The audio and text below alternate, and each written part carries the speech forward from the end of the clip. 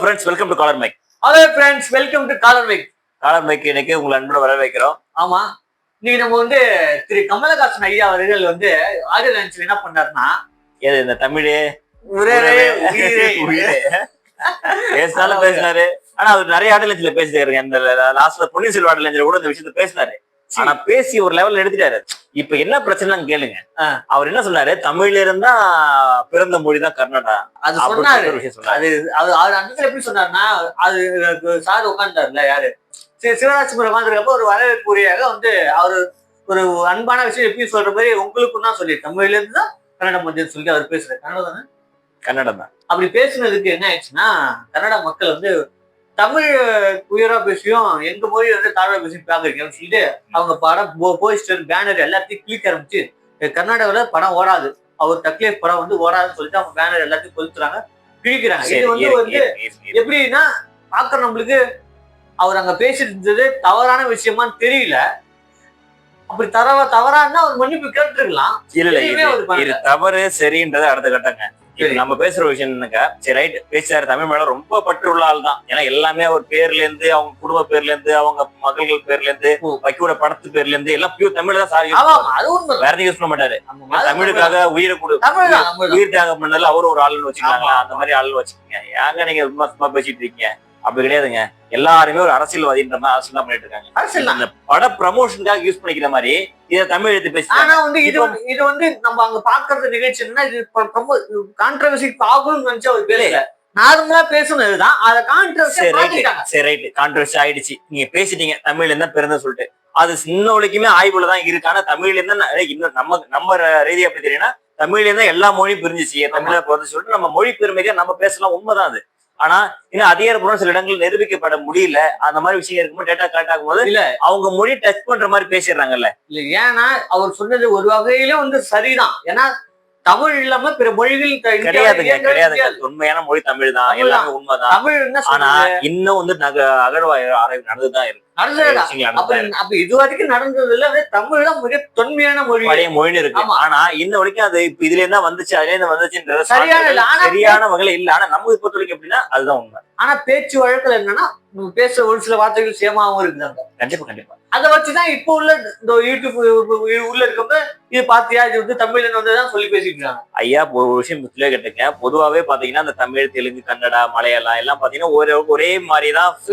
சில லாங்குவேஜ் சில விஷயங்கள் ஒத்து போகும். ஏன்னா அப்ப எல்லாமே ஒன்னா இருந்துச்சு. அந்த லாங்குவேஜ் எல்லாமே என்னன்னா சமஸ்கிருதம் ஒன்றே உருவான லாங்குவேஜ். கண்டிப்பா நிச்சயம் தமிழ் சமஸ்கிருதம் வடமொழி எழுத்து உள்ள இருக்குது, அது பிரிக்க முடியாம இருக்குது. ஆனாலுமே தமிழ் தனியா இயங்க முடியாது ஒரு பொருள். இது ஒரு விஷயம். இப்ப தமிழ்ல இருக்க வடமொழி சொற்கள் பிரிச்சு தூக்கி போட்டீங்கன்னா தமிழ் தனிச்சா கலப்பரம் இல்லாம எல்லாம் சொன்ன கள்ள தொடர்பு இல்லாத தமிழ் இருக்கும்ல, அந்த மாதிரி தமிழ் தனித்துவமா இருக்கும். அந்த இடத்துல கொஞ்சம் இருங்க. தமிழ் பற்ற கொஞ்சம் குறைங்க. நான் சொல்றேன், அதாவது நீங்க சொல்ற மாதிரி தனித்து இயங்கக்கூடிய மொழியில தமிழ் ஒண்ணு. சான்ஸ்கிரிட்ட கொஞ்சம் பிரிச்சு பண்ணாக்க தமிழால தனித்து இயங்க முடியும். ஆனா மத்த மொழிகள ஒழுங்க முடியுமான்றது நம்ம ஒரு கேள்விக்குறியான ஒரு விஷயம் தான். சரி, நம்ம அந்த மொழியை பத்தி அவ்வளவு டீப்பா போவேணாம். சரி ரைட், ஒரு சின்ன விஷயம் சொல்றேன்.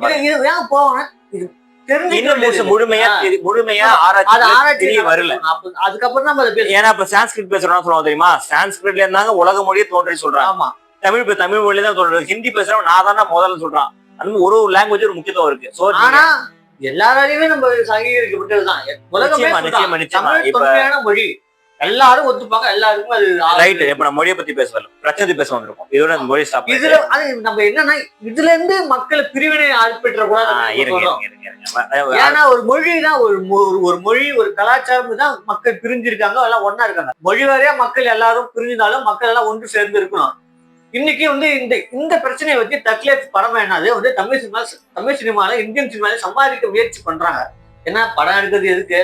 1000 கோடி 500 கோடியா சம்பாதிக்கதான் தவிர அவங்க அதை வச்சு இந்த மொழிக்கு சம்பாதிச்சு கொடுக்க போறது கிடையாது. இந்த மக்களுக்கு இந்த மொழியில உருவான மக்களுக்கு கொடுக்க போறது கிடையாது.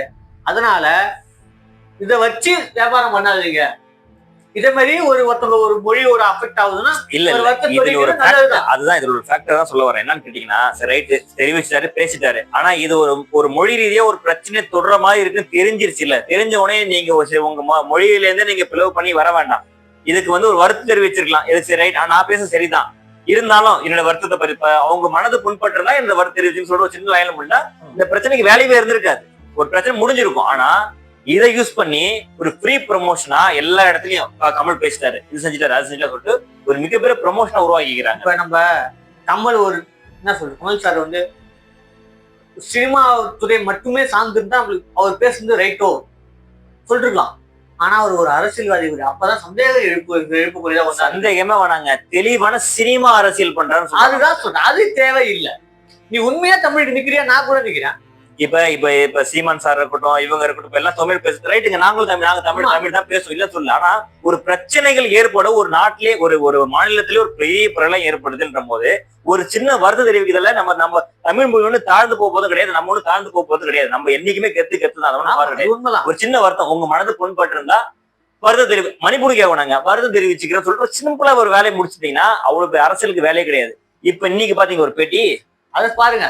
இதுக்கு எதுக்கு கமல் சார் எதுக்கு, நான் ஒரே வார்த்தை நேரா ஓப்பான கேட்கறேன், கமல் சார் எதுக்கு இல்ல அரசியல் வந்தீங்கன்னு எனக்கு தெரியும். ரிமோட் தூக்கி போட்டு உடைக்கதா பாத்தீங்களா, விளம்பரம் பாத்தீங்கன்னா ஒரு 5 வருஷத்துக்கு முன்னாடி ரிமோட் தூக்கி போட்டு குடும்ப அரசியல் தூக்கி போடுங்க தூக்கி போடுற. எவ்வளவு கோபம் வருதுமா அவருக்கு, அவ்வளவு கோபம் வருது. அந்த கோபத்துக்கு எல்லாம் பிரோஜனமே கிடையாது. அப்ப நம்ம லாஸ்ட் வீடியோ சொன்ன மாதிரி எல்லாம் சீட்டுக்காக நோட்டுக்காகன்ற மாதிரி ஆயிடுச்சு. அதேதான் கான்செப்ட். என்ன பத்திரிகையாளர் கேட்கிறாரு கேள்வி, அப்ப வந்து நீங்க வந்து வாரிசு அரசியலோ சில எதுக்குறான் அப்படின்னு சொல்லி நீங்க பேசுனீங்க, இப்ப நீங்க ஒண்ணு சேர்ந்துட்டீங்க அப்படின்னு சொல்லி ஒரு பத்திரிகையாளர் கேட்கிறாரு. அதுக்கு அவர் சொல்றாரு, என்ன சொல்றாங்க, காலத்தின் கட்டாயம் எது இங்க வந்து இணைஞ்சது. உங்களெல்லாம் பாக்குறதா, உங்களெல்லாம் பாக்குறது எங்களுக்கு கால கொடுமையா இருக்குங்க. அதாவது மக்களுக்கு நல்லது, அரசியல்ன்றது எவ்வளவு ஒரு புனிதமான விஷயம் தெரியுங்களா.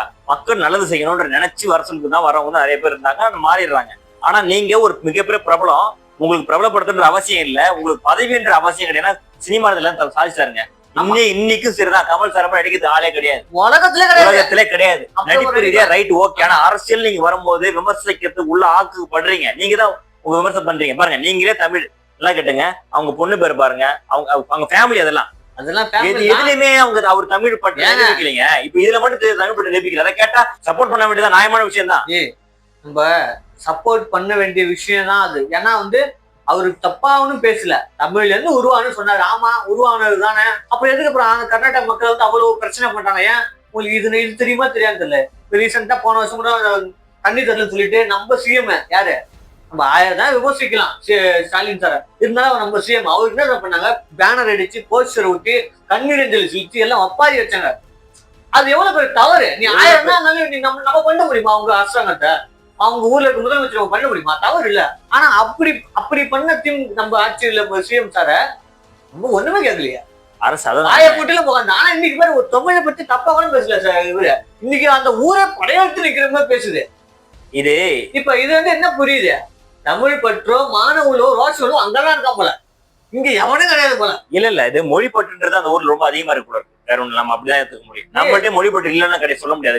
அது மாதிரி நல்லது செய்யணும்னு நினைச்சு நீங்க ஆட்சிக்கு வந்த மாதிரி விளம்பரங்களை பண்ணிடுறீங்க, தமிழ் மேல பற்றுக்கு விளம்பரம் பண்ணிடுறீங்க. அதெல்லாம் ரைட், அதெல்லாம் தப்பு இல்லை சார். ஆனா ஒரு நாட்டுல ஒரு மாநிலத்துல ஒரு பெரிய பிரச்சனையே ஏற்படும் போது 2 மாநிலத்துல மொழி பிரச்சனை மாதிரி மொழி போர் மாதிரி உருவாக்கிட்டீங்க. சாதாரண விஷயத்த பேசி மொழி போர் மாதிரி உருவாக்கிட்டீங்க. இப்ப இதெல்லாம் ஆராய்ச்சி ரீதியா யாரோ எப்படியே தொழில் ஆராய்ச்சி பண்றவங்க தோண்டி கண்டுபிடிக்கட்டும், அது அடுத்த கட்டம். இப்போதைக்கு இந்த பிரச்சனை ஸ்டாப் பண்றதுக்கு என்ன வழி, அதை நீங்க பாக்கணுமா இல்லையா? ஒண்ணுல சின்னதா வார்த்தை வச்சு போய்க்கலாம். அதெல்லாம் எந்த தவறும் ஏற்படக்கூடாது. நம்ம மொழி இதெல்லாம் தாழ்ந்து போக முடியாது. நம்ம மொழியோட சிறப்பு உலகத்துக்கு தெரியும், உலக பொதுமறை மொழி. ஆமா, நம்ம எவ்வளவு சங்கங்களை வச்சிருக்கோம். எப்படி நோண்டி பார்த்தாலும் நம்ம மொழி ரொம்ப பழசு, ரொம்ப பழமையான மொழி, இருக்கிறதுலே தொன்மையான மொழி தமிழ் மொழி தான். சொல்றேன் எவ்வளவு தாங்க, நம்ம ரொம்ப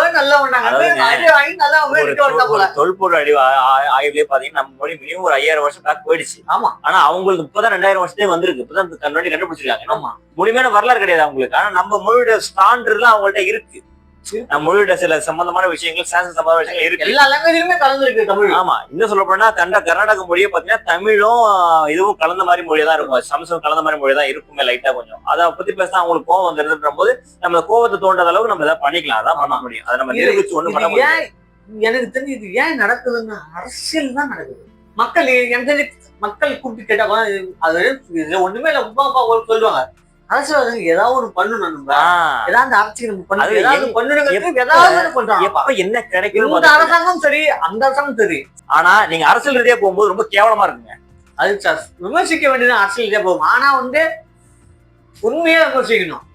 நான் சரியான ஆள் தானே விமர்சிக்கிறேன், சரியான ஆள் தான். விமர்சனத்துக்கு உள்ளாப்போ சரியான ஆள் தான். அரசியல் உள்ள வந்து விமர்சனம் வாங்கிதான். ஏன்னா நீ நேர்மையா பண்ணிட்டா பிரச்சனை கிடையாது. மேடனே ஏறினா மாலை போடுற மாதிரி அரசியல் வந்து விமர்சனம் பண்ணதான் செய்வாங்க. நீங்க வந்துட்டீங்க, அடுத்து விஜய் சார் இருக்காங்க, அவங்களும் பண்ணுவோம். அவர் என்ன பண்ணாரோ அதையும் பண்ணதான் செய்வோம். ஒண்ணும் பண்ண முடியாதுக்காக எங்களுக்கு தேவை மக்கள் நியாயம் நடக்கணும், நியாயமா இருக்கணும். ஆமா, கரெக்டா இருக்கணும். ஒரு அரசியல் நாங்க நீட்டை தான் பர்ஃபெக்டா என்ன பேசுமோ அது நீட்டா பாயிண்ட் பேசி போயிட்டு இருக்கணும். அதை விட்டுட்டு கொலை பிரஸ் மீட் தரேன், இதை தரேன், அதை தரேன் சொல்லி இன்னைக்கு இந்தியா ஃபுல்லா தெரிஞ்ச ஒரு ஆக்டர். அதை சொல்லி இந்தியா ஃபுல்லா தெரியும், வேர்ல்ட் ஃபுல்லா தெரியும். ஆனா எவ்வளவு கேவலமா அரசியல் பண்ணிட்டு இருக்காரு. அதுதான் யாருக்கு தெரியல. பிரஸ் மீட் பண்ணாங்க ஒண்ணும் சொல்ல ரொம்ப தப்பா தப்பா உங்களை யாரு அரசியல் கூப்பிட்டா? நீங்க நான் ரொம்ப நாசமா போயிட்டு அது எங்களுக்கு தெரியுதுதான், நாசமா தான் போயிட்டு இருக்கு. சரி நீங்க வரீங்க, என்ன பண்ணிட்டீங்க? வந்து ஒரு மாற்றத்தை கொடுத்தா பரவாயில்லைங்க. நானும் அரசியல் டிஎம்கே கூட கூட சேர்ந்துட்டு 2.0 அது வடிவல் சார் சொல்லுவாங்கல்ல, அதாவது நானும் ரவுடி தான், நானும் ரவுடி பாருங்க நானும் 10 ரூபாய் பாருங்க, நீங்க அரசியல் வரையிட்டீங்க. அவ்வளவு வரீங்க எம்பி சீட்டுக்காக, வேற ஒண்ணுமே கிடையாது. சீட்டை வாங்கி அப்படியே மனுஷன் சம்பாதிச்சு போறீங்க, இன்னும் சம்பாதிக்க போறீங்க. எவ்வளவுதான் சம்பாதிச்சு எவ்வளவுதான் கொள்ளையடிச்சு என்ன பண்ண போறீங்க சார்? உங்களை ஒரு டைம்ல விமர்சனத்திலே மாட்டாதால நீங்க இவ்வளவு விமர்சனத்தை மாட்டுறீங்க அப்படின்னா, அப்போ உங்க பேர தப்பு இருக்குன்றத தயவு செஞ்சு உணர்ந்துக்குங்க. கமல் ஃபேன்ஸா இருக்கவங்களுக்கும் அது புரியும், நல்ல ஃபேன்ஸா இருக்கவங்களுக்கு கண்டிப்பா புரியும். உண்மையான ஃபேன்ஸ் எல்லாருமே யோசிப்பாங்க, ஏன் அப்படி பண்றாரு சொல்லி. கலைத்துறையில ஓகே அவர் ஜென்டில்மேன் தான், ஒரு லெஜெண்ட் தான், புரியுது எனக்கு. அவர் கிடையாதுங்க, கண்டிப்பா கிடையாது. ரஜினி சார்லாம் கிட்ட ஒண்ணு இருக்க முடியாது. அவரே ரஜினி சாரே சொல்றாரு, கமல் எவ்வளவு பேர் ஆள், கமல் நான் ஃபர்ஸ்ட் ஃபேன் சொல்றாரு. கலை உலக அண்ணான்ட்டார் அது வேற விஷயம். கலை உலக அண்ணா எதுக்காகனா அவரோட ரஜினியோட வயசு சின்னவர் தான், ரஜினி சாரோட வயசு சின்னவர் தான். இருந்தாலும் அந்த கலைத்துறைன்னு பார்க்கும்போது அவர் மாதிரி டேலண்ட் கிடையாது. ஆனா அந்த அரசியல் துறைன்னு பதிவு ஐயக்கிற கிடையாதுன்ற மாதிரி ப்ரூவ் பண்ணிட்டு வர ரொம்ப கஷ்டமா. அரசியல் பண்ணுங்க, மக்களை இதை வந்து பலியாக ஆக்காதீங்க. ரைட்டு, நீங்க பதவிக்கு ஆசைப்படுறீங்க, அரசியல் வரையும் உங்க விருப்பம் சார், அது உங்க தனிப்பட்ட உரிமை, அது நீங்க என்னாலும் பண்ணிக்கங்க. ஆனா தயவு செஞ்சு பப்ளிக்ல வந்து நீங்க வந்து ஒரு மொழி போராளியோ இல்ல நாட்டுக்காக மக்களுக்காக அர்ப்பணிக்கிற மாதிரி பேசிடாதீங்க. இப்போ ஒரு விஷயம் உங்க படத்துக்காக ஒரு கான்ட்ரவர்சி கிளப்பி விட்டு போயிட்டீங்க, அரசியலே கிளப்பல, அரசியல் நிறைய தப்பு நடக்கு, அதை பத்தி பேசல. படத்துக்காக ஒரு குறிப்பிட்ட ப்ரமோஷனுக்காக ஒரே ஒரு ஆளை உயர்த்து பேசுறதுக்காக இன்னைக்கு தமிழ்நாட்டையே ஒரு கேள்விக்குறியாக்கி வச்சிருக்கீங்க. ஏன்னா தமிழ்நாட்டு ரீதியா மக்கள் எல்லாம் அவங்க எதிர்க்கிறாங்க. தமிழை பத்தி நீங்க தான் பெரிய ஆளா, நாங்க தான் பெரிய ஆளா சொல்லிட்டு நம்ம அந்த பார்டர்ல இருக்கவங்க மக்களுக்குள்ள நிறைய எதிர்ப்புகள் போராட்டங்கள் வடிக்கிற அளவுக்கு கொண்டு வந்து விட்டாரு இவரு. இப்ப நம்ம நிரூபிக்கிறது முக்கியமா, பிரச்சனையில இருந்து பொதிக்கு கொஞ்சம் பின்வாங்குறது முக்கியமான பார்த்தா பின்வாங்குறது தான் அறிவாளித்தனமான புத்திசாலித்தனமான விஷயம். அதை நீங்க தயவு செஞ்சு செஞ்சுடுங்க. எப்படி ஆரம்பிச்சு நீங்களே முடிச்சு வச்சுக்கீங்க. படம் அடுத்த கட்டம், அன்னைக்கு படம் வரும், படம் வராம போக, அதெல்லாம் உங்களோட கேட்டா சில பேர் சொல்றாங்க, கமல் சார் எவ்வளவு தில்லு பாத்தியா, அங்க படம் ரிலீஸ் ஆகல 10 கோடி போனா போட்டு விடுறாரு. ஏன் அங்க பெரிய பிரச்சனை எடுத்துட்டு இருக்குங்க. அது என்னமே ஒரு வகையில உண்மைதான், 10 கோடி போனா போகுது, வந்தா போகுது. ஆனா இதை வச்சு அரசியல் சம்பாதிச்சு என்ன பண்ண போறீங்க நீங்க? புரியல. இந்த மாதிரி ஒரு காங்கிரஸ் ஏற்படுத்தி, இந்த மாதிரி ஒரு தாக்கத்தை தமிழ்நாட்டிலும் ஒரு மாநிலத்துக்கும் ஏற்படுத்தி 1000 கோடி சம்பாதிச்சு என்ன பண்ண போறீங்க? சினிமான்றது ஒரு பொழுதுபோக்கு, அவ்வளவுதானே. அதே மாதிரி அரசியல் அவங்களுக்கு பொழுதுபோக்கா இருக்கு. இப்ப கர்நாடகாரங்களுக்கு என்ன பிரச்சனை கேட்டீங்கன்னா, அவங்களுக்கு வந்து என்ன கண்டென்ட் மாத்தல, எப்படா மாட்டுவான்னு சொல்லிட்டு நினைச்சாங்க. ஆனா எது எப்படியோ நம்மள மொழியில இருந்து எப்படியா சாப்பிட்டு விட்டாங்கல்ல, யாரோ ஒரு ஆராய்ச்சியாளர் நிரூபிச்சுவான் எப்படி வந்துச்சுன்றத. ஆனா அது வெளியே விட மாட்டாங்க. தெரியும், நம்மளுக்கு தெரியுது, அதுதான் சொல்றேன், நமக்கு தெரியுது இல்லைங்க. இது ஏன் நிரூபிக்கிறாங்க அவசியம்? ஏங்க நீங்க தமிழ் பாத்துட்டு நீங்க தமிழ் தாங்க, தமிழ்தான் வந்துச்சுன்றது உங்களுக்கு தெரியல. அது அவங்களுக்கு நிரூபிச்சு என்ன ஆக போகுது? இன்னைக்கு நம்ம நாட்டுல நிரூபிக்க வேண்டிய விஷயம் எவ்வளவு இருக்கு, எவ்வளவு பிரச்சனை இருக்கு, அதான் நம்ம கேட்கலாம் பண்ண போறோம். கமல் சார் ஃபேன்ஸ் அஃபெக்ட் ஆனாலும் பரவாயில்ல, இதுதான் நிதர்சனமான உண்மை. ஏன்னா நடக்கிற அரசியலும் ஒண்ணுங்க, சினிமாவும் செய்யதான் உண்மை. நம்ம வந்து கமல் சார் ஃபேன்ஸ் ஹேட் பண்ணல, நம்மளும் ஒரு கமல் சார் ஃபேனா தான் பேசுறோம். முக்கிய விஷயம், நாங்க அரசியல் ரீதியா மட்டும் தான் டச் பண்றோம். இது வந்து நாங்க சினிமா ரீதியா டச் பண்ணோம். இன்ன வரைக்கும் நம்ம கமல் சார் எடுத்து நடிக்கிறதுக்கு ஒரு ஆளு பிறந்து கூட வர முடியாதுங்க. பிறக்க நினைக்க கூட முடியாதுங்க. அது மாட்டு கிடையாதுங்க, இல்லையா? லெஜெண்ட். ஏன்னா அவர்கிட்ட இருந்து ஒரு புத்தகமே எழுதி பரட்டி பட்டா அந்த நடிப்புல அவர்னா ஒரு PhD இல்ல, பல PhD முடிச்சிட்டாரு. இதுல நம்மளோட புரிதல் என்ன, இது நம்மள மாதிரி மக்களும் பாத்துட்டு இருப்பாங்கல்ல, இது நம்ம அவங்களுக்கும் புரியும்ல. அதை ஒரு பிரதிபலிப்பா நாங்க பேசுறோம். இந்த வீடியோ உங்களுக்கு பிடிச்சா லைக் பண்ணுங்க, ஷேர் பண்ணுங்க, கமெண்ட் பண்ணுங்க. நாங்க பேசுன ஏதாவது ஒரு மாற்று கருத்து இருந்தாலும் நீங்க கமெண்ட் பண்ணி கீழே வந்து தாராளமா கமெண்ட்ல தெரிவிங்க. தொடர்ந்து பேசுவோம். இது நம்ம காலர் மைக். நன்றி, வணக்கம், தேங்க்யூ.